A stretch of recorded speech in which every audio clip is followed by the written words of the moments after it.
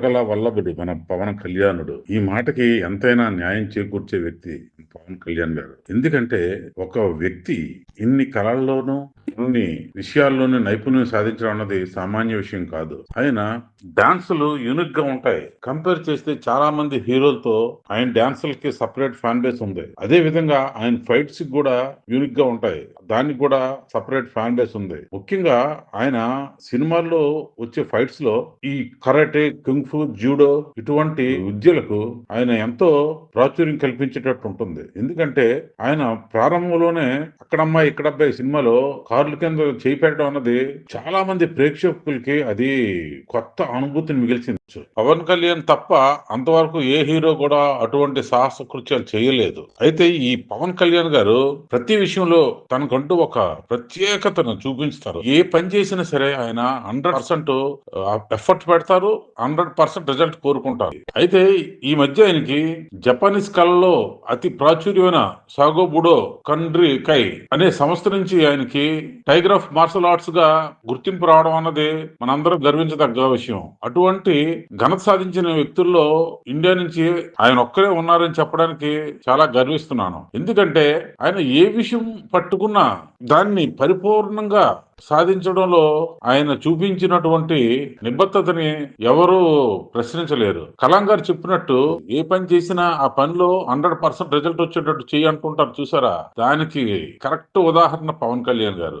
ఏ పని చేసినా సరే 100% రిజల్ట్. ముందు ముందు కూడా ఇటువంటి ఘనతలు సాధించాలని మనం అందరం కోరుకుందాం. అయితే పవన్ కళ్యాణ్ గారు వ్యక్తిత్వం కూడా చాలా అరుదైన వ్యక్తిత్వం. ఏదైనా సరే సమస్యపై ఆయన స్పందించే తీరు, ఒక రాజకీయవేత్తగా, ఒక నటుడుగా, ఒక సమాజంలో బాధ్యత ఉన్న వ్యక్తిగా, ఇలాగా ఇత్యాది అనేకమైనటువంటి సందర్భాల్లో ఆయన చూపించినటువంటి ఏదైనా విషయ పరిజ్ఞానం గాని, వినయ విధేయతలు కానీ మనం పదే పదే మన పిల్లలకు చెప్పాల్సిన విషయమే. ఎందుకంటే అటువంటి నిబద్ధత కలిగిన వ్యక్తుల్ని చాలా అరుదుగా చూస్తాం. ఉదాహరణకి పవన్ కళ్యాణ్ గారు ఎలక్షన్ అయిపోయిన తర్వాత తన కుటుంబంతో మెలిగిన తీరు ఇంతవరకు చరిత్రలో ఒక రాజకీయ నాయకుడు తన కుటుంబంతో ప్రవర్తించిన తీరుని ఈ విధంగా మనం ఎప్పుడూ చూడలేదు. తల్లిని చెల్లిని ఇంట్లోంచి గెంటియడం, లేదంటే ఆస్తుల కోసం అన్నదమ్ములకు ఎన్నుపోటు పోవడం, ఇలాంటివన్నీ చూసాం. కానీ నిబద్ధతతో సాధించడం, అది 10 మందికి ఆదర్శవంతంగా ఉండడం ఒక పవన్ కళ్యాణ్ గారిలోనే చూస్తాం మనం. కనుక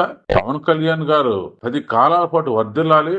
ఆయన జీవితం మనందరికీ ఆదర్శంగా ఉండాలి. ముఖ్యంగా ఆయనకు వచ్చిన ఈ కళలన్నీ కూడా స్కూల్ పిల్లలకి, ముఖ్యంగా ఆడపిల్లలందరికీ నేర్చుకునే విధంగా ఒక సపరేట్ గా క్లాస్ అయి ఉండాలని నేను కోరుకుంటున్నాను. ఎందుకంటే ఇవన్నీ ఆత్మరక్షణ కోసం చేసే విద్యలే.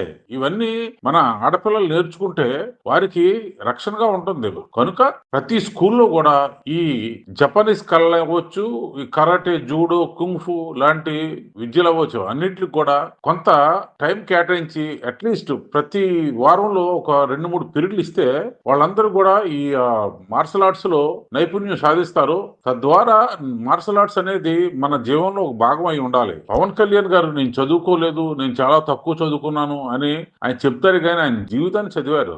కనుక పవన్ కళ్యాణ్ గారు లాంటి వ్యక్తి మనందరికీ ఆదర్శం. ఆయన మనకన్నా వయసు తక్కువ ఉండొచ్చు, వయసు ఎక్కువ ఉండొచ్చు, కానీ ఆయన వ్యక్తిత్వం ముందు మాత్రం ఎవరైనా తక్కువే. మన మోడీ గారు చెప్పినట్టు ఆయన ఒక ఆంది, మన చంద్రబాబు నాయుడు చెప్పినట్టు ఆయన పవనుడు, దేన్నైనా సాధించగల వ్యక్తిత్వం ఉన్నవాడు. కనుక ఒక చిరంజీవి తమ్ముడుగా చిత్రరంగంలోకి వచ్చినప్పటికి కూడా తన బాణిని నిరూపించుకున్నాడు. ఎలాగో చిరంజీవి పెట్టిన ప్రజారాజ్యం పార్టీలో చేరి ఇప్పుడు అన్నకే ఆదర్శవంతమైనటువంటి రాజకీయవేత్తగా ఎదిగాడు. కనుక పవన్ కళ్యాణ్ గారు ఏది చేసినా 100% ఎఫర్ట్ చూపిస్తారు. కనుకే ఆయనకి ఎప్పుడు కూడా 100% స్ట్రైక్ రేట్ అనేది వస్తుంది. మరి ముఖ్యంగా నాలాంటి వారి కోరిక ఏంటంటే బ్రూస్లీ లాగా ఒక మంచి మార్షల్ ఆర్ట్స్ సినిమా ఆయన లైఫ్ లో చేయాలని నేను కోరుకుంటున్నాను. ఎందుకంటే అది కమర్షియల్ సినిమా అయి ఉండాలి. జానీ సినిమా పూర్తిగా మార్షల్ ఆర్ట్స్ మీద డిపెండ్ అయి చేశారు, కానీ అది క్లైమాక్స్ కి వచ్చేసరికి జనాలు డిసప్పాయింట్ చేసింది. పాటలు బాగుంటాయి,